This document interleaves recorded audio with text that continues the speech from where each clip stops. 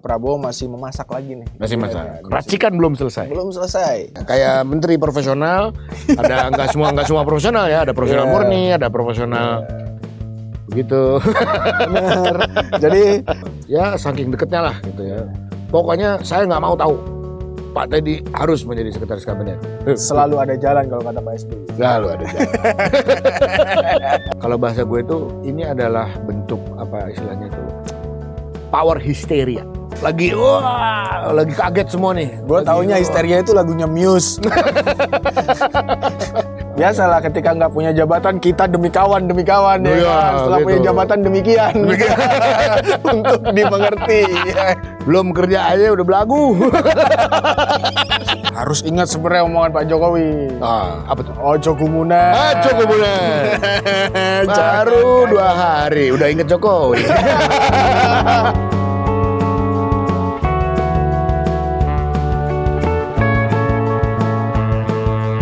Koreksi lagi. Keduluan lagi gua. Cepat gua sekarang tidak mau keduluan lagi pokoknya. Kita lanjut nih ceritanya nih. Lanjut. Oke. Apa yang mau kita bahas? Kita bahas mengenai kabinet. Baru dilantik urusan-urusan utus mengutus. Iya, utus mengutus. Jadi Pak Prabowo masih memasak lagi nih. Masih masak. Racikan belum selesai. Belum selesai. Bumbu masih banyak yang mentah, belum diolah. Seasoning lagi sama beliau ya kan. Disesuaikan. Ada yang jadi utusan khusus, staf khusus, apa lagi tuh? Penasihat khusus. Nah, ini menarik tapi kalau zaman Pak Jokowi itu staf khusus banyak. Banyak. Di sini Pak Prabowo hanya mengangkat satu, Yovie Widianto. Oke. Tapi utusan khususnya banyak, Pak. Oke. Oh iya, utusan khusus banyak ya. Para generasi muda dan pekerja seni nih. Iya. Harus rela secara resmi sejak hari ini, sejak pas tanggal kita berpodcast ini, dibina oleh Raffi Ahmad, Pak. Dibina oleh Raffi Ahmad. Termasuk musisi-musisi kawakan. Betul. Chandra Darusman. Oh iya. Jadi Raffi Ahmad kan kalau nggak salah utusan pembinaan generasi muda dan pekerja seni, Pak. Iya. Generasi muda dan pekerja seni. Iya. Jadi generasi muda ini diurus oleh Raffi Ahmad. Oke. Ya, berarti kita tahu lah ya. Apakah ini karena mungkin kayak kita juga nih, banyak generasi muda kayak kita yang pengen jadi YouTuber ya. Jadi alhamdulillah gue masih dibilang muda. tetap muda gitu, Pak. Iya. Oke. Jadi kabinet masih terus diracik. Ada selain utusan dan staf sus tadi ada kepala Gubernur Lemhanas, Kang Aceh. Selamat Kang Aceh. Selamat Kang Aceh. Satu alma mater tuh, ketua alumni UIN tuh.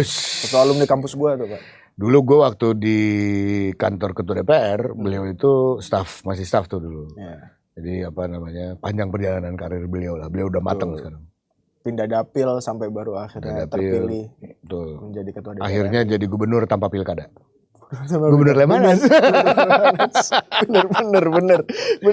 Congratulations Kang Aceh. Ada juga kesayangan netizen. Babe Haikal Hasan. Babe Haikal. Tapi gue nggak tahu nih netizen. Itu kesayangan netizen ya? Ya netizen yang sebelah sana sama. Oke. Kan netizen ada belah-belahannya nih. Oke, ya. Kayak menteri profesional, ada nggak semua profesional ya, ada profesional murni, ada profesional begitu.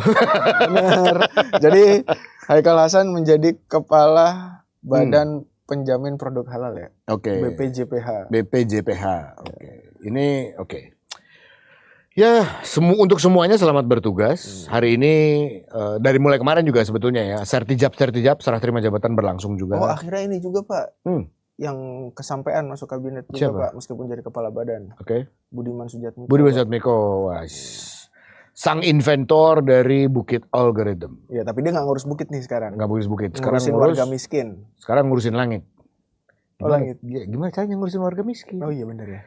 Gimana caranya dan apa kewenangannya dan ya penanggulangan kemiskinan. Kemiskinan. Oh mungkin ini kali ya, track record sebagai mantan ketua umum PRD. Oh, dan pembentuk undang-undang Partai desa. Rakyat Demokratik okay. ya kan? Dulu yang kata Prabowo dulu gua kejar-kejar ya kan? Tapi sekarang baik ya kan Prabowo kan, pas Pilpres Prabowo ngomong gitu, Pak. Ya kan itu kalau dulu kan rakyat demokratik ya. Bergerak bersama kami Scott istilahnya. Kaum miskin kota. Mungkin karena rekam jejak itu. Ya kita lihat nanti. Ya kita lihat lah karena seperti kita tahu ya badan-badan bahkan juga kementerian dan sebagainya itu ini kan kita bicara operasionalis akan sampai pada tahapan bahwa mereka harus bekerja. Ya. Sebab kalau mereka tidak efektif ya mereka hanya sekedar jabatan aja gitu. Paling kelebihannya jalan di Jakarta, mengarungi Jakarta dengan strobo, itu aja paling kelebihannya. Benar. Tapi kemudian bagaimana mereka bisa bekerja, berjalan, operasional, tentu ada dua hal nih yang harus ditata ya. Pertama adalah kewenangan, kedua adalah pola koordinasi dengan lembaga lain yang memiliki kewenangan hampir sama. Mirip-mirip ya. Dan tentunya adalah anggaran. Oh, di pelantikan hari ini juga Pak ada. Apa tuh? Ada yang jadi combo Pak jabatannya. Combo, Iya. oke. Pak Apa Luhut. tuh? Pak Luhut. Dapat lagi. Oh iya. Apa ya tadi itu? Tadi beliau itu kalau nggak salah penasihat khusus presiden untuk digitalisasi ya, dan digitalisasi dan kemarin Dewan Ekonomi Nasional. Ya mungkin beliau menguasai betul urusan digital ya mungkin ya. Betul. Jadi akhirnya kayak begini kan. Kemarin ngomongnya saya mau pensiun. Sekarang dapat combo. Dan ada yang menarik dari pelantikan Pak Luhut hari ini. Kenapa tuh? Kalau lu perhatiin nih, jadi tiap-tiap orang itu setelah pengambilan sumpah jabatan kan ada yang mewakili grup itu untuk menandatangani semacam fakta integritas ya gitu ya. Nah, jadi namanya dipanggil, yang bersangkutan tanda tangan, lalu presiden tanda tangan, yang dipanggilnya itu tunggu presiden selesai dulu tanda tangan. Oke. Nah, begitu presiden selesai tanda tangan, udah tabik lagi lalu kembali. Kalau Pak Luhut enggak, beliau tanda tangan, dokumennya dibalik untuk ditandatangani presiden lagi tanda tangan, Pak Luhut jalan balik ke tempatnya. Mungkin Pak Luhut, gua kemarin udah protokoler, sekarang udah gua nggak peduli lagi sama protokol, udah. Thank you ya, Wo. Balik lagi. Tapi selamat Pak Luhut, jagoan lah opung. Tapi selamat Pak Luhut, opung kita terus mengabdi. Terbukti. Terus mengabdi, terbukti. Pak Jokowi banyak peran yang diemban. Yes. Sering jadi PLT rangkap-rangkap juga menteri. Betul. Dan mudah-mudahan terus sehat karena beliau jalannya agak memelan ya tadi ya.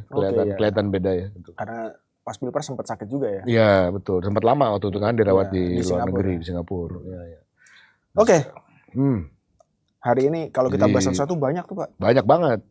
Tapi yang paling penting adalah apa tadi San? Peraturan?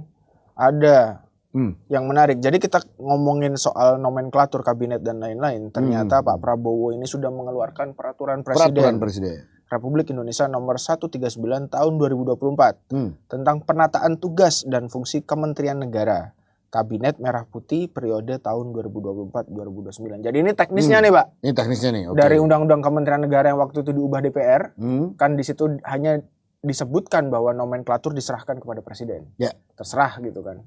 Nah di sini Pak Presiden mengeluarkan Perpres, mengatur tugas dan fungsinya, tupoksi. Di sini kan dari kementerian-kementerian itu. Satu hal yang menarik di sini, yang pertama, ada dua hal sih yang menarik menurut gua dari peraturan ini. Tapi yang pertama itu adalah soal Menseskap. Atau bukan Menseskap, Seskap. Seskap, ya, bukan menteri dia. Bukan menteri ya, Seskap, Sekretaris Kabinet setingkat menteri itu dibubarkan oleh Pak Prabowo menurut pasal 2 aturan ini. Yang berbunyi, dengan peraturan presiden ini membubarkan Sekretariat Kabinet yang dibentuk berdasarkan peraturan presiden nomor 55 tahun 2020 tentang Sekretariat Kabinet. Nah terus menurut tadi gimana Pak? Tetap Seskap. Kan sudah dilantik ya, sudah menandatangani itu di gelombang pelantikan kedua ya, bareng wamen-wamen kan. Kalau di gelombang pertama kan yang secara simbolik yang menandatangani itu Menko. Lalu di gelombang kedua para wamen diwakili oleh sekretaris kabinet. Mewakili grup penandatangan itu kan dianggap sebagai posisi yang tinggi. Jadi ini ada simbol dalam seremoni gitu ya. Kalau menteri-menteri yang tanda tangan Menko-Menkonya gitu, yang tanda tangan di depan. Semuanya juga tanda tangan, tapi secara simbolik seremonial berapa Menko? 7 ya? Apa 6? 7 Menko itulah yang tanda tangan satu persatu. Nah di hari kedua yang dianggap mewakili itu adalah sekretaris kabinet. Jadi Seskap itu ya dianggap jabatan tinggi ya, dalam seremoni dia mewakili yang lain, kira-kira begitu. Tapi kan kemudian selama ini dia adalah setingkat menteri. Lalu ini ketika dibubarkan kabarnya dia akan dimasuk di sini sih menurut peraturan ini dia dimasukkan di bawah Mensesnek. Akhirnya yang kalau di berita katanya eselon 2 jadi. Betul. Nah, kalau gue tapi gini San, kalau gue nggak salah ya, jabatan menteri sekretaris kabinet memang menterinya tuh udah jadi nggak ada. Menterinya tuh dihilangkan sejak zaman sekretaris kabinetnya Pak Dipo Alam. Itu sejak zaman Pak SBY. Jadi secara struktural, organisasi, kelembagaan, sekretaris kabinet atau sekretariat kabinet itu memang di bawah secara organisasi dalam konteks administrasi, keuangan dan sebagainya itu memang ada di bawah Kementerian Sekretaris Negara. Namun jabatan sekretaris kabinet itu sendiri itu memiliki posisi tinggi karena dia punya perpres sendiri. Gitu. Jadi meskipun secara kelembagaan dan keuangan dia di bawah Setnek, tapi secara politik pemerintahan dia tempatnya tuh tinggi lah. Ini kan perpresnya berarti udah dianulir kan? Perpresnya sudah dianulir. Lalu gimana kemudian? Jadi kalau menurut marwahnya nih. Jadi ya artinya kita mencetak setelah 2 hari Pak Prabowo dilantik, beliau mencetak sejarah baru ya, yaitu menempatkan sekretaris kabinet atau sekretariat kabinet sebagai betul-betul sebagai unit kerja. Jadi bukan sebagai jabatan tinggi yang memiliki kewenangan atau bukan kewenangan lah, memiliki muatan politis tertentu. Seperti kita tahu, 10 tahun ya, kalau nggak salah 10 tahun ya, sekretaris kabinet sebelumnya dijabat oleh Pak Pramono Anung. Kita tahu ya latar belakang Pak Pramono itu seperti apa, orang yang sangat-sangat seasoned politician yang berpengalaman, pernah jadi wakil ketua DPR, pernah jadi sekretaris jenderal partai politik besar gitu ya, dan kiprah politik kepartaiannya juga sudah sangat panjang begitu. Bahkan beliau itu menjadi sekjen PDI Perjuangan sebelum almarhum Pak Cahyokumolo. Dan menjabat sebagai wakil ketua DPR juga ya di periode 2009-2014 gitu. Nah, orang yang kelasnya seperti itulah yang menjadi sekretaris kabinet. Gitu. Jadi, dan Mas Pram kan kalau kita lihat selama 10 tahun ke belakang itu kayak jadi palang pintu istana. Betul. Nah, makna palang ini menarik. Makna palang pintu itu artinya sekretaris kabinet itu kenapa disebut sekretaris kabinet dan kenapa harus ada sekretaris kabinet? Karena untuk tugas politis kekuasaannya itu hanya satu kalau menurut gue ya. Dia kalau istilah lu adalah palang pintu, gue coba elaborasi lebih jauh bahwa dia itu bertanggung jawab untuk memastikan delivery perintah presiden ke seluruh menteri dan koordinasi lintas kementerian anggota kabinet itu terjadi dengan lancar, tidak ada deviasi, tidak ada politisasi arahan presiden. Jadi pekerjaan sekretaris kabinet itu sedemikian strategisnya, tingginya. Dia punya secara politis dia high context gitu ya, dan juga harus bisa diterima sosoknya, figurnya sebagai primus inter pares antar sosok-sosok menteri yang senior, yang berpengalaman gitu ya dan sebagainya. Itulah tugas daripada sekretaris kabinet dan seluruh staf-staf khusus presiden, utusan khusus presiden, penasihat presiden itu ada di bawah koordinasi sekretaris kabinet. Jadi ini posisi yang mulia ya secara tata kelola pemerintahan. Dan itu kan disadari gitu ketika bahkan setelah era Pak Sudi ya itu tidak menjadi kementerian gitu kan. Kemudian tapi Pak Jokowi tetap menempatkan selama 10 tahun Mas Pram ini dengan perpres tersendiri untuk menaikkan positioningnya gitu kan secara ketatanegaraan. Ada gitu konvensi tata negara lah kira-kira dalam posisi sekretaris kabinet ini. Nah dengan hari ini gitu kan dengan yang fungsi yang kalau elaborasi lo tadi sedemikian rupa gitu kan, yang dia akan mengkoordinasikan kepada menteri-menteri di kabinet gitu kan, semua badan negara, staf khusus dan lain-lain, KSP dan lain-lain gitu kan. Tapi kemudian posisinya eselon 2 Pak.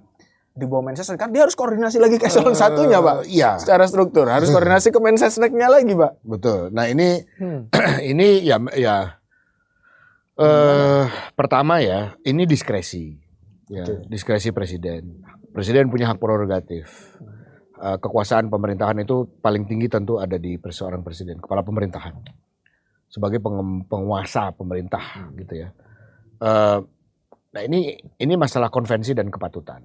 Oke. Kalau kalau menurut gua ya benar dan salah itu ya relatif di mata presiden. Kalau presiden butuhnya sekretaris kabinet yang betul-betul mengerjakan kesekretariatan, betul-betul kesekretariatan. Artinya tidak jadi fungsi palang pintu kayak tadi. Tidak palang pintu. Yang berbicara juga substansi, Betul, politik. betul. Itu kan konsolidasi. Betul, gitu, betul. kan. Kalau presiden maunya begitu, ya bisa-bisa saja diskresi beliau, hak prerogatif beliau untuk menghilangkan Setkap, Seskap dan mereposisi tugas dan fungsi Sekap itu. Sebetulnya nggak ada masalah. Artinya ini kayak jadi ini aja sih sebenarnya perubahan gitu ya. Kalau dulu palang pintunya ini adalah Seskap, sekarang jadi Mensesnek nih full dikembalikan semua powernya ditaruh ke situ. Betul. Prasetyo Hadi, betul. Yang juga sebenarnya anak ideologis Pak Prabowo juga betul, gitu kan. Betul.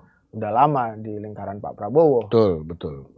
Mensesnek paling muda juga tuh. Oh, paling muda ya? Yes. Mas Pras itu 44 tahun usianya. Dan kalau gua nggak salah ya, lebih muda wapresnya sih. Di era wapres jelas gitu. Itu jelas lebih muda ya. Tapi kalau kita lihat nih San, ya kembali lagi ya, ini konvensi sih ya, konvensi ketatanegaraan. Kita tahu bahwa sekretaris kabinet itu sebelumnya dijabat oleh orang-orang yang memang punya kapasitas politik pemerintahan yang luar biasa ya. Ini gue buka catatan nih ya San. Kalau boleh mulai dari Seskap pertama ya, Abdul Wahab Suryo Adiningrat, ada Jamin Ginting, tokoh Golkar yang sangat luar biasa. Bahkan mantan Kapolri Pak Hugeng itu juga pernah menjadi Seskap. Pak Sudarmono sebelum jadi wakil presiden. Sebelum jadi presiden. Dan ada tokoh yang tokoh belakang layar yang mungkin namanya kurang terlalu familiar di mata publik saat ini, yaitu Pak Ali Afandi. Oh iya, itu legenda. Legend Pak Ali itu Afandi. legend. Legenda politik itu Pak. Itu legenda politik. Bahkan seorang senior pernah cerita sama kita ya. Kekuasaan Pak Harto yang sebetulnya itu ada di tangannya Ali Afandi. Ali Afandi, betul. Lalu Pak Sudarmono, Pak Ismail Saleh sebelum menjadi Menteri Hukum, Pak Murdiono, Pak Saadilah Mursid, Pak Akbar Tanjung, Pak Muladi almarhum, lalu Pak Marsilam Simanjuntak, Pak Marzuki Darusman pernah sebentar, Bambang Kesowo, Sudi Silalahi, Dipo Alam, Andi Wijayanto, Pramono Anung, Pak Pratik. Dan Mayor Teddy. Jadi ya kita lihatlah posisi-posisi sebelumnya itu sangat orang-orangnya punya kapasitas yang luar biasa. Pak Pratik itu PLT ya kemarin ya setelah Mas Pram. Pak Pratik itu ya, Pak Pratik yes, betul. Karena Pak Pram maju sebagai calon gubernur Jakarta. Nah kalau kita ngelihat itu ya artinya ini diskresi dari Pak Prabowo. Kalau gue pribadi sebetulnya tidak ada perasaan nelongso karena kalau melihat track record dan konvensi yang terjadi sepanjang masa pemerintah kita berdiri, posisi sekretaris kabinet memang dipegang oleh seorang yang seasoned politician gitu ya. Tapi ya itu diskresi dari Pak Prabowo. Nah yang menarik adalah San, konsekuensi dari apa yang terjadi hari ini dengan sekretariat kabinet itu yang jauh gue lebih khawatirkan. Apa maksudnya? Jadi banyak orang kan di dalamnya. Bukan orangnya. Yang gue khawatirkan adalah pengelolaan struktur kekuasaan yang lain. Jadi kalau kalau Pak Prabowo sangat menginginkan Mas Teddy, saking percayanya, untuk saking cintanya, saking rasa cintanya, rasa bangganya kepada Mayor Teddy, karena sebelumnya juga pernah bekerja untuk Pak Jokowi juga. Betul. Kan. Ya saking deketnya lah gitu ya. Pokoknya saya nggak mau tahu Pak Teddy harus menjadi sekretaris kabinet. Oke, ya itu no problem. Lalu yang menjadi kekhawatiran adalah dalam konteks diskresi tadi ya, itu tidak jadi masalah. Yang menjadi masalah adalah akankah ini menjadi presiden untuk mengatur tugas, kewenangan dan cara kerja, tata kerja dari kementerian-kementerian lain dan badan-badan lain yang baru dibentuk. Artinya kalau ada hal-hal yang sifatnya di luar konvensi, di luar regulasi, apakah dua nih? Apakah konvensi dan regulasi itu akan ditabrak atau konvensi dan regulasi itu akan dirubah mengikuti mengikuti arahan presiden. Selama itu sifatnya diskresi, silakan saja. Tapi kalau diskresi itu tidak disertai dengan kajian yang matang, bahwa apakah akan ada redundancy, akankah ada konvensi yang bertolak belakang gitu ya, artinya ada konvensi yang putus gitu, yang tadinya baik, bagus gitu, kemudian menjadi sesuatu yang baru dan agak sedikit mengkhawatirkan gitu. Kalau menurut gue sih mengkhawatirkan, karena reputasi Seskap yang luar biasa sebelumnya, lalu sekarang di downgrade gitu. Kalau menurut gue jauh lebih baik apabila kalau memang Mas Teddy itu Pak Prabowo menginginkan ada di situ, lebih baik keluar saja dari dinas ketentaraan. Dan itu yang menjadi perdebatan publik hari ini juga kan sebenarnya. Pak Sudi Silalah itu menjadi Seskap bintang 2. Mas Teddy itu hari ini mayor. Jadi kalau mengikuti konvensi, butuh berapa tahun lagi tuh bagi seorang Mas Teddy untuk bisa jadi Seskap. Kalau mengikuti konvensi. Tapi mungkin harus bintang 2 dulu tuh. Ini dipotong. Benar. Jadi kalaupun mundur sebagai mayor, it's fine. Menurut gue ya. Orang punya pandangan berbeda. Dan pada akhirnya kan kabinet Pak Prabowo itu juga kemudian mencetak sebuah prestasi baru. Ada 2 mayor yang menjadi setingkat menteri. Mayor Agus Harimurti. Agus Harimurti. Ya, betul. Menko. Dan Mayor Teddy kemudian. Ex-mayor. Nggak ada masalah. Ya, Mas Ahy nggak ada masalah juga gitu ya. Meskipun beda konteks ya. Beliau waktu itu mau maju sebagai calon kepala daerah kan, gubernur. Tapi artinya ya Mas Ahy juga fair gitu kan waktu itu pengen berkarir di lini sipil ya meninggalkan militernya gitu kan. Karena ya setelah pasca reformasi kita kan memang tidak mengenal dui fungsi lagi kan. Betul. Ya kecuali politik jalan tengah yang digagas Pak Ahana Nasution yang kemudian melahirkan dui fungsi ABRI itu mau dikembalikan ya bisa jadi gitu kan. Tapi at least gue melihatnya kayak begini juga, bahwa Pak Prabowo itu memang benar mungkin ya sangat mencintai dan mempercayai Mayor Teddy gitu. Sebagai yang udah terbukti selama Pilpres mendampingi dia. Terus kemudian menjadi ajudannya Pak Jokowi juga oke gitu kan. Gue justru melihat kayak begini, Pak Prabowo gue mengingatkan pada tulisannya Tesoro, Pak Tesoro di Asia Week gitu. Judulnya itu The Scapegoat kambing hitam di balik peristiwa ya kerusuhan lah. Mei. Di situ Prabowo itu banyak bilang yang kemudian di situ ada salah satu fase gitu ada satu cerita gitu. Pak Prabowo itu bilang gitu bahwa ketika dia kemudian dikambing hitamkan sebagai Pak Prabowo merasa dikambing hitamkan yang membuat kerusuhan di Jakarta. Padahal Pak Prabowo menjelaskan waktu itu ada tentara-tentara, Pak Wiranto itu mengadakan apel di Malang katanya. Padahal Pak Prabowo udah ini segala macam. Tapi kemudian Pak Prabowo setelah balik dari Malang melihat kok kosong. Terus dia minta Pak Syafri di Asia Week itu yang pernah gue baca untuk mengecek Jalan Tamrin nggak ada tentara ini kok kosong. Dicek ya kan. Terus kemudian mencoba meredam Amin Rais, mencoba karena versi Pak Prabowo ya di situ dia ketemu Amin Rais, ketemu Gus Dur untuk meredam itu dan dia pulang ke Cendana tapi ternyata dianggap sebagai pengkhianat dan di situ pengkhianat keluarga karena tapi di situ Pak Harto belum turun ya waktu itu. Belum turun. Di situ Pak Prabowo tuh gue nggak ingat tepat secara verbatim yang tertulis yang dikutip kutipan langsungnya di tulisannya Tesoro itu ya. Tapi kira-kira Pak Prabowo itu bilang bahwa saya menyadari intrik di istana itu sudah berjalan ratusan tahun, tapi kemudian saya jadi korban. Istilahnya kayak saya gitu. Merasakannya sendiri.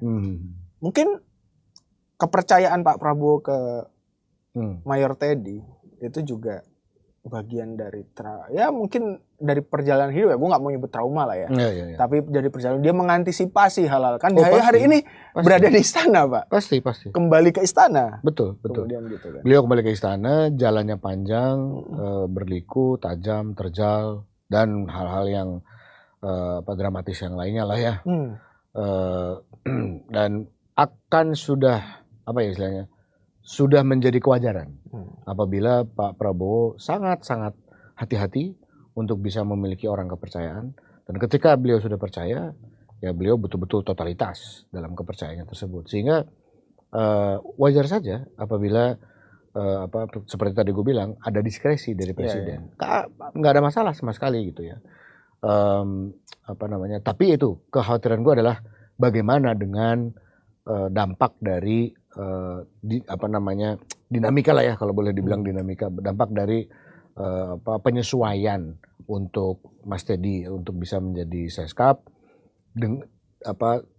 dampaknya bagi pengaturan tata kelola menteri-menteri yang lain, badan-badan yang lain. Karena begini, misalnya nih, kita bicara mengenai badan Mas Budiman Sujatmiko. Ya. Badan penanggulangan kemiskinan, pengentasan apa penanggulangan? Ya gitulah bahasanya, lupa. Karena itu beda tuh. Dua hal menanggulangi dan mengentaskan itu dua hal yang beda tuh.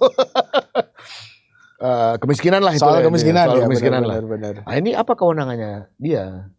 Karena ada Kementerian Pembangunan Keluarga di situ.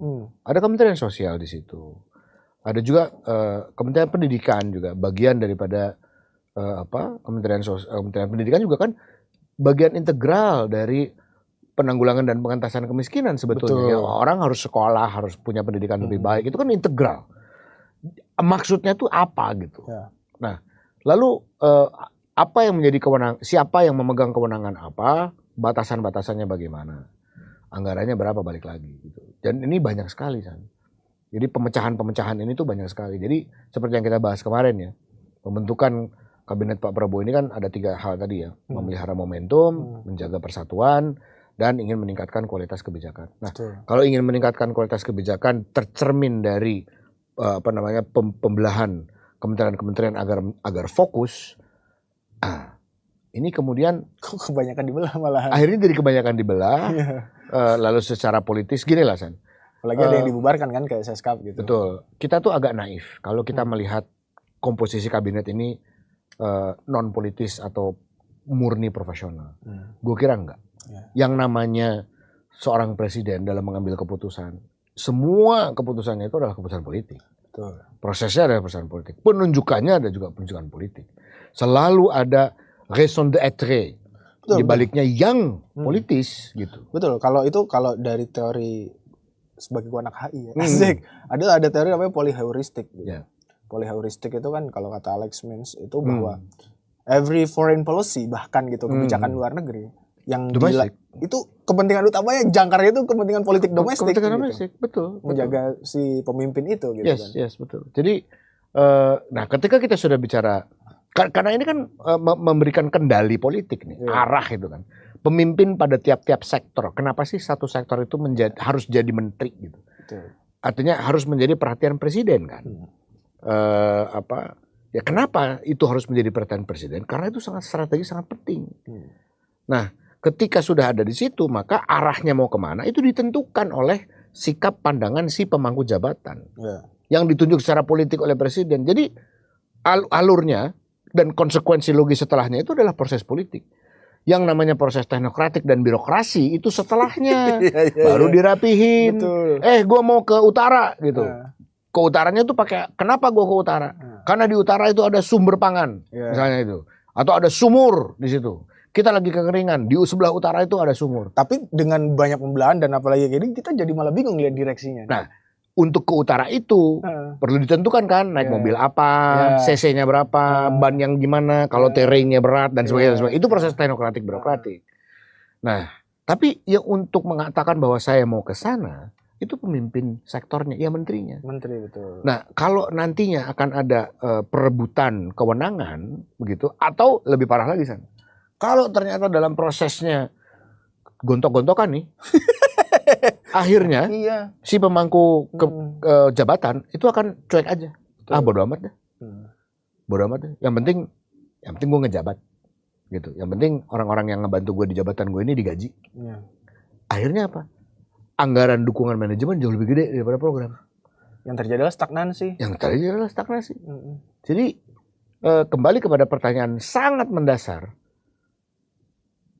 Pertumbuhan ekonomi 8%. Dari mana rumusnya? Dari mana? Kalau pemerintah tidak bisa mengadres. Tapi meskipun demikian, kalau menurut gua ya, ini adalah proses yang dalam tanda kutip wajar dan alamiah. Fitrahnya ya beginilah kira-kira. Kalau bahasa gue itu ini adalah bentuk apa istilahnya itu power hysteria. Power hysteria. Lagi kaget semua nih. Gue taunya histeria itu lagunya Muse. Ini power hysteria nih. Ngumpulin orang, lantik-lantik, seremoni gitu kan. Nah, mereka semua belum sampai pada satu titik. Bahkan gue dengar bocoran nih. Katanya ada satu kementerian yang menterinya ini, menteri baru ini menjanjikan kepada Pak Prabowo bahwa dari kementeriannya ini akan memberikan kontribusi pemasukan negara sekian puluh triliun per tahun gitu. Yang gue dengar nih gosip nih ya, jajaran di bawahnya tuh di bawah si menteri ini lagi kebingungan. Bagaimana ceritanya? Kementerian tersebut memberikan setoran kepada negara 60 triliun. Itu akan ada konsekuensi tuh nanti. Konsekuensinya adalah dan kementerian ini bukan bagian dari keuangan ya, pajak gitu. Bukan kan? Nah, bukan. itu aneh lagi. Sangat jauh, sangat jauh. Dan kementerian ini bukan kementerian yang juga menghasilkan seperti misalnya Menteri SDM gitu ya. Itu kan nambang gitu orang dari pajak gitu atau BKPM. Ini enggak. Gue gak enak lah ini karena ini masih gosip ya sifatnya. Artinya bukan di sektor ekonomi yang bukan sektor penghasil. Justru dia menjaga. Betul. Menjaga sesuatu nih yang harus tetap lestari gitu ya. Dari situ bagaimana caranya supaya ada setoran negara 60 triliun dikatakan begitu. Ini gosipnya ya. Gosip. Namanya juga gosip. Namanya gosip ya. Artinya konsekuensi logisnya apa? Konsekuensi logisnya adalah menambah mata rantai perizinan, menambah mata rantai permit and licensing, untuk bisa di-charge tuh nanti. Setiap kali ada permit itu harus bayar. Resmi ya? Resmi. Tapi itu menjadi beban. Akhirnya itu bisa menjadi beban bagi ekonomi. Nah kalau itu menjadi beban, maka investasi yang ditargetkan, maka itu pengaruhnya kemana? Itu pengaruhnya ke Parosan tuh. Oh iya. Nah, kalau pengaruhnya ke investasi, nanti pengaruhnya ke keuangan. Nanti pengaruhnya kemana-mana akhirnya. Inilah yang gue maksud. Ruang fiskalnya jadi sempit, nggak bisa bagi. Nanti akan ngaruh kemana? Ke tenaga kerja. Karena penyerapan turun. Iya tuh, keuangan merasa investasi rendah, negara kurang pemasukan, pajaknya digenjot. Pajak tidak hanya pajak konsumen, pajak usaha, pajak penghasilan. Betul. Pengusahanya tercekik, pekerjanya tercekik. Betul. Badai PHK. Betul. Ekonomi kita yang mayoritas domestik tidak tumbuh dengan baik, otomatis GDP yang diharapkan 8% per tahun, ya bisa anjlok. Betul. Akhirnya stuck semua tuh. Itu gara-gara gosip yang semoga tidak benar. Semoga tidak benar. Semoga itu adalah fase histeria dari si menteri ini. Benar. Yang Pak saya sumbangkanlah sekian triliun nih kepada pemerintah gitu misalnya. Semoga itu fase histeria aja. Tapi sayangnya adalah seharusnya orang-orang yang ditunjuk sebagai menteri itu nggak boleh histeria, harus kerja bener gitu loh. Artinya apa? Kalau ternyata yang dia omongkan itu nggak bener, nggak serius, dia lagi histeria aja, ya berarti psikologinya nggak cakap. Betul. Untuk menjadi seorang menteri. Harus ingat sebenarnya omongan Pak Jokowi. Apa tuh? Ojo gumunan. Baru 2 hari udah inget Jokowi. Tapi gue lagi seneng lihat Twitter, Pak. Oke. Jadi orang-orang ini kan Twitter netizen di X ini kan kreatif ya memang ya. Jadi mereka itu ngebandingin Day One pemerintahan Prabowo sama Day One Jokowi sebagai pensiunan, Pak. Oke. Lagi ngapain Pak Jokowi ya? Apa? Lagi ngapain Pak Jokowi? Nah itu, Day One Pak Prabowo ada yang bikin thread tuh. Satu soal omongannya Pak Yusril. Bahwa peristiwa 98 bukan pelanggaran HAM berat. Itu udah jadi Day One nih. Kerja belum 24 jam udah ada itu katanya. Terus yang kedua adalah surat yang tersebar tuh gue baca. Ada thread di Twitter itu. Apa namanya? Mendes. Yang haul almarhum ibunya. Kayak gitu. Masya Allah. Di sisi lain, Pak Jokowi Day One sebagai pensiunan. Beli makanan di warung sama Janetes. Aduh. Gua nggak mau komentar lebih lanjut ya tentang Pak Yandri Susanto itu. Apakah benar? Pak Mahfud udah komentar tapi. Pak Mahfud udah komentar. Pak Mahfud udah komentar. Tapi artinya gini loh. Artinya kita nggak tahu ya itu benar atau enggak. apakah ini kalau kita mau berpikir secara teori konspirasi nih, apa ada orang-orang pihak-pihak tertentu yang ingin mendiskreditkan Pak Yandri, kita nggak tahu lah. Tapi harap amati surat tersebut. Undangan dalam surat tersebut itu disebut kepada kepala desa. Ini gue baca lagi ya supaya jelas ya. Kepada kepala desa, ketua RT dan seterusnya itu di sekecamatan Kramat Watu. Kramat Watu ya. Acaranya akan dilaksanakan di Kecamatan Pabuaran. Eta di mana? Ini beda kecamatan nih. Oke. Jadi undangan ini ditujukan kepada kepala desa, para kepala desa, para sekretaris desa, para staf desa, para ketua RW, para ketua RT, para kader PKK dan Posyandu sekecamatan Kramat Watu untuk hadir di acara yang diselenggarakan di Jalan Raya Palima Cinangka, Sindang Heula, Kecamatan Pabuaran, Kabupaten Serang, Banten. Beda kecamatan. Jadi gue berpikir ada dua hal. Ini beneran nggak nih? Makanya tadi gue sempat kepikiran ini mau mendiskreditkan, gitu. Atau acaranya emang gede gila-gilaan. Karena orang di kecamatan lain aja diundang. Tapi gue suka dengan orang sekecamatan loh gila. Iya. Gue suka dengan komentar Pak Mahfud tapi. Apa tuh? Pak Mahfud tidak menyerang. Ya, mengingatkan. Bapak Menteri sebaiknya yang kayak begini itu dihindari gitu karena ini punya konsekuensi hukum kata Pak Mahfud gitu kan. Pak Mahfud sadar gitu. 24 jam menjadi menteri itu orang mungkin kayak bahasa lu masih power hysteria. Yes, betul. Karena ada juga beberapa orang yang ya waktu masih lagi rame-rame penunjukan nih kan. Ya ini cerita pribadi lah ya, ada beberapa orang yang ya kita kontakan lah, bahkan teleponan panjang gitu. Begitu udah dilantik beda tuh. Gue WA gak dibalas-balas. Tapi itu udah biasa karena gue mengalami hal ini tuh dari lama lah ya. Tiap transisi pemerintahan sejak gue nggak ikut lagi aktif di pemerintahan ya. Biasalah ketika nggak punya jabatan kita demi kawan ya kan? Setelah gitu. Punya jabatan demikian. Untuk dimengerti ya kan? Itu biasa, makanya kalimat yang gue atau kata yang gue pakai untuk menjelaskan, mewakili ya, kata yang mewakili untuk menjelaskan fenomena itu adalah histeria tadi. Jadi ketika seseorang itu memangku jabatan dan apalagi kalau di Indonesia itu kan kalau kita memangku jabatan itu prosesinya itu luar biasa. Seremonialnya itu panjang. Seremonialnya itu menyentuh dan mempengaruhi psikologis lo. Betul. Sebagai manusia ya, psikis manusia itu terpengaruhi. Orang-orang yang mengelilingi lo, tiba-tiba melayani lo, tiba-tiba semuanya serba protokol, tiba-tiba seolah-olah di dunia ini nggak ada yang salah. Semuanya tersaji di depan lo, semuanya serba benar, semuanya serba siap gitu. Ya kalau orang yang iman dan psikisnya nggak kuat, kena itu mental, kena mental. Nah ini ya, gua rasa nih Pak, gua rasa ya, para pejabat atau mungkin yang terpilih kabinet yang sedang power histeria itu harus belajar kepada kakeknya Pak Prabowo, Pak. Oh, Pak Margono. Jadi Pak Margono itu. Lo lagi baca bukunya nih? Iya, gue baru baca. Lagi baca bukunya beliau. Ya. Bukunya beliau. Itu buku gitu. Terbitan tahun berapa ya? Tahun 70 kalau nggak salah. Tahun 70. Kenang-kenangan dari 3 zaman ya kan. Oke.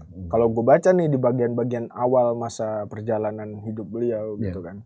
Dari anak kecil, terus kemudian ya beliau pernah menjadi amtenar kalau beliau sendiri yang membahasakan amtenar gitu kan. Jadi pegawai pemerintahan lah.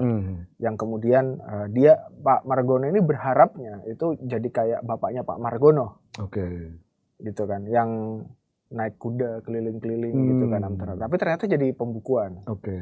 Well, Pak Margono gitu kan, itu kemudian Pak Margono Djohadikusumo ini benar-benar menjadi amtenar, pejabat. Tapi satu hal yang menarik di kata pengantar buku itu, Pak Margono itu bilang, saya tuh nggak mau sebenarnya nerbitin buku ini, karena karena bisa dianggap terlalu aku-aku atau mengakukan diri. Jadi, tapi ini ya udah dicetak aja karena tulisan ini sebenarnya cuma pesan buat anak cucu saya. Dan itu pun ditulis beliau dalam bahasa Belanda aslinya. Aslinya Bahasa Belanda, Oke. terus kemudian diterjemahkan. Oke. Menerbitkan itu pun atas saran setelah diskusi dengan Mokhtar Lubis. Nah tapi ini yang pernah jadi amtenar beneran karena zamannya kan. Iya. Karena zamannya, zaman Hindia Belanda gitu kan. Iya. Menjadi amtenar. Itu pun pasca kemerdekaan mau menerbitkan buku saja. Yang kisah. Wah, mau menerbitkan buku aja Mikir, Pak, ragu-ragu, Pak. Nah, kalau nggak mau merasa tinggi, Pak, merasa aku. Kalau zaman sekarang, Allah. Belum kerja aja udah belagu. Ini nih, kayaknya di Hambalang Retreat kemarin kurang materi. Makanya Itu harus ke kayaknya. Magelang. Oh iya. Gue setuju sama Pak Prabowo tuh. Karena apa? Ternyata ya San ya, setelah gue pikir-pikir gitu. Itu tadi. Karena gue juga pernah mengalami soalnya. Yaitu seremoni yang sedemikian rupa itu mempertebal apa? Apa yang dipertebal coba? Apa? Psikologi feodalisme. Oh iya. Feodalistik sekali itu. Seremoni-seremoni itu mempertebal rasa feodal tuh. Ya, Sehingga ketika 2 hari disiram oleh seremoni-seremoni feodalistik seperti itu ya. Dalam seremoni itu kita jelas melihat struktur antara siapa yang kaulah, ada struktur di situ. siapa yang gusti. Exactly. Nah, sehingga dan itu kan bertentangan dengan semangat republik, Pak, sebenarnya. Bertentangan dengan semangat demokrasi. Iya. Dan reformasi. Jadi itu semakin kuat. Nah, sehingga ketika kalau yang nggak kuat-kuat mentalnya jadi kena gitu ya. Akhirnya ini mengalami reorientasi nih. Makanya kalau prajurit itu kan kental sekali dengan berbagai tata upacara gitu ya. Makanya kalau prajurit itu di awal itu digembleng dulu fisiknya. Fisiknya dulu digembleng. Agar apa? Ketika ada seremoni-seremoni itu, dia tetap bisa menghargai sesuatu kenormalan gitu ya. Dan dalam konteks pekerja dalam gaya struktur komando itu yang dibutuhkan. Tapi sebagai manusia mentalnya tuh udah siap. Bisa membedakan antara ini seremoni dan ini kehidupan biasa dan mengelola kehidupan sehari-hari lah secara normal gitu. Jadi mentalnya tuh disiapin dulu. Tapi emang bener sih. Gue ngelihat nih kayak misalkan orang-orang yang baru dilantik ini kan banyak yang so-called profesional ya. Iya. Meskipun kalau versi kita yang bisa ada yang profesor di Tiongkok tuh kan. Iya. Ada kalau bahasa kita kan ada profesional beneran. Ada kita beneran. Membaginya lah. Iya. Profesional endorsan. Dan profesional partisan. Gitu kan. Ya karena dia punya track record yang partisan, ini yang punya track record. Dia profesional sebenarnya, tapi dia memang dekat dengan lingkaran partai tertentu atau orang tertentu gitu. Terus ada yang endorsan gitu kan, kayak laporan Tempo ternyata dia di-endorse pengusaha tertentu gitu kan. Ada yang kayak begitu gitu kan. Merujuk laporan Tempo ya. Ada yang profesional beneran. Jadi profesional beneran, profesional endorsan sama profesional partisan. Oke. Kalau kita ini profesional partisan itu apa? Berarti sebetulnya pengangguran, tapi ikut-ikutan heboh-heboh kampanye lah kira-kira gitu ya. Ya kira-kira gitu. Dia profesional gitu, tapi ya pro Jokowi gitu misalnya. Bagian dari bukan partai, tapi relawan. Iya. Itu kan partisan. Relawan profesional. Iya. Padahal relawan tuh kan harusnya profesional relawan. Partisan bener. Nah itu. Nah, sama yang profesional beneran gitu kan. Ya oke lah, mungkin yang profesional relawan ini sudah terbiasa berbicara laiknya politikus. Iya. Tapi yang endorsan dan profesional beneran ini belum tentu tuh. Iya. Tapi kemudian pasca seremonial ini kita ngelihat, lo kok tiba-tiba kayak politikus yang udah lama gayanya. Gaya bicaranya. Berubah tuh dia tuh. Berubah. Karena apa ya? Karena itu tadi ada suasana seremoni tadi ya, yang sangat ya kalau menurut gua feodal gitu ya. Ya nggak tahu, mungkin ada yang berpikiran bahwa enggak kok gitu, itu sebagai bentuk penghormatan gitu ya, karena itu adat budaya kita, apalah segala macam. Terserah, setiap orang punya pandangan berbeda-beda. Tetapi in my experience itu membentuk suasana batin. Jadi makanya dalam beberapa kesempatan ya yang lampau gitu, gue pernah ada kesempatan untuk ada di dalam posisi-posisi tertentu lah ya, ditawarin ini itu gue nggak mau gitu. Gue pernah tuh ditawarin punya asisten gitu, Apa yang asistennya? Iya Pak, bantuin ini, bantuin itu. Saya alhamdulillah masih sehat. Nggak usah, saya bisa ngurus sendiri. Saya bener sih Pak. Itu panggilan pribadi ya. Itu panggilan nurani aja gitu. Ya gue nggak perlu gitu-gitu buat apa. Apa yang mau gue tunjukkan dengan gue punya 2, 3, 4 asisten gitu sekeliling gue tuh buat apa? Ini kalau istilahnya orang-orang Marxis nih Pak, itu bunuh diri kelas tau gak Pak? Bunuh diri kelas. Nah, kekurangannya gue nggak bisa ngeria aja. Iya. Tapi gue kerja profesional aja pada saat itu ya. So ya begitulah ininya. Dan itu pilihan. Jadi kalau menurut gue sih kembali ke urusan Teddy, kembali ke urusan Mas Teddy. Ini efeknya banyak sih. Betul. Dan ya apapun itu posisinya, gue rasa yang pasti amanahnya berat ya dari Pak Prabowo kepada Mas Teddy ini. Gue lebih suka memanggilnya Mas Teddy saja tanpa embel-embel mayor. Karena ini jabatan sipil ya yang dia emban ini. Maka ya meskipun itu diskresi, tapi untuk Mas Teddy-nya ya, gue harap bisa amanah ya, dan betul-betul bisa memahami konteks dan dinamika politik ke depan gitu. Karena ekspektasi publik tinggi sekali kepada Pak Prabowo. Beliau menang dengan suara yang sangat tinggi dan stakeholders politik ini. Jadi jangan sampai, kata kuncinya tadi 2, jangan sampai arahan presiden mengalami deviasi dan mengalami politisasi.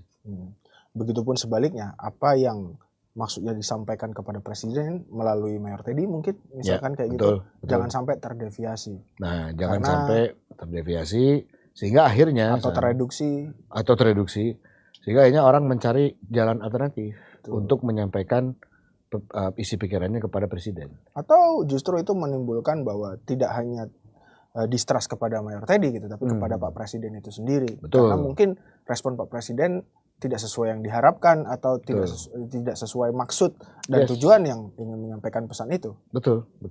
Ya, seperti itu. Karena ya kalau kita lihat kan Pak Prabowo sampai kemudian membubarkan Seskap demi tetap Mayor Teddy tetap di situ tanpa harus sebagai konsekuensi eselon 2 kan tidak harus keluar dari ketentaraan gitu. Iya. Karena tetap bisa menjadi TNI aktif. Ini kan berarti Pak Prabowo memang sangat percaya. Betul.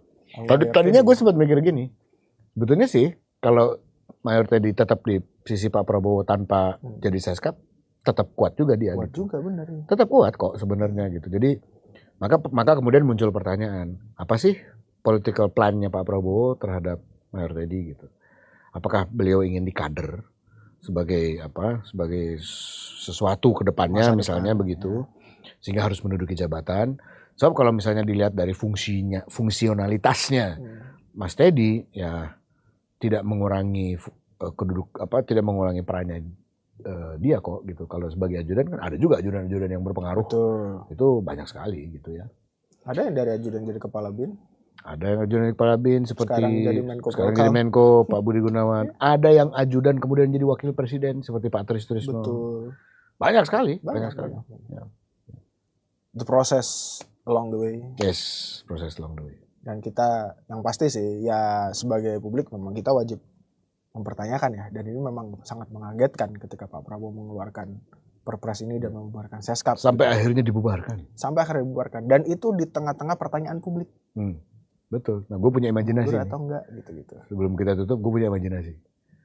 Ya, jangan-jangan nih ya, Pak Prabowo tuh marah.